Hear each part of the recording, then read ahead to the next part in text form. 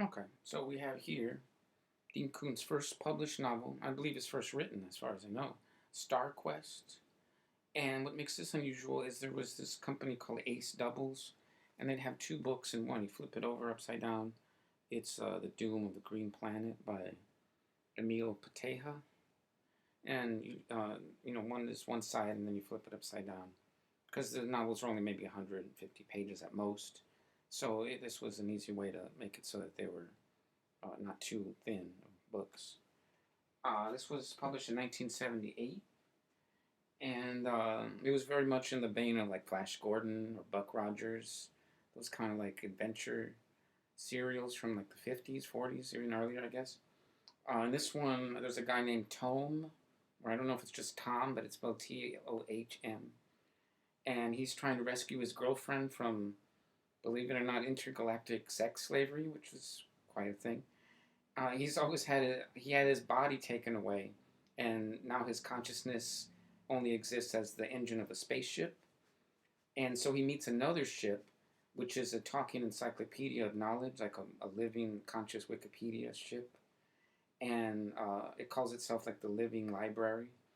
And then Tom meets a group of outsiders who he joins, and he helps to fight and then help them escape from their kind of terrorists and so forth on their planet.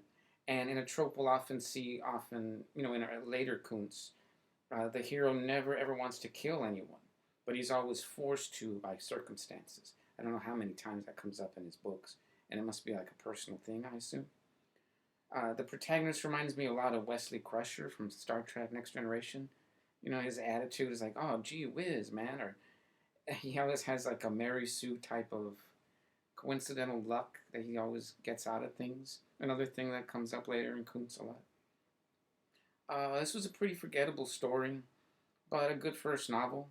At the end, there's some psychic people called the Muties, because they've mutated, and they somehow solve the universe's problems by wishing away their enemies. They just wish them gone, and it actually works. And all violent people or evil people are magically transported into an alternate reality, and in some other universe where they're. It's very funny. It's a very childish and convenient way of defeating your enemies, I suppose. Wish them away. Something real similar to that happens in another Koontz book called From the Corner of His Eye, which I think is from 1999. The hero simply wishes the villain into another dimension. So I just wanted to point out, I noticed some tropes even in these earlier works that Koontz will later bring up in various ways or integrate into his later works. So that's his first novel, Star Quest. Coming up next is going to be Follow the Dream Machine. So that'll be in part two.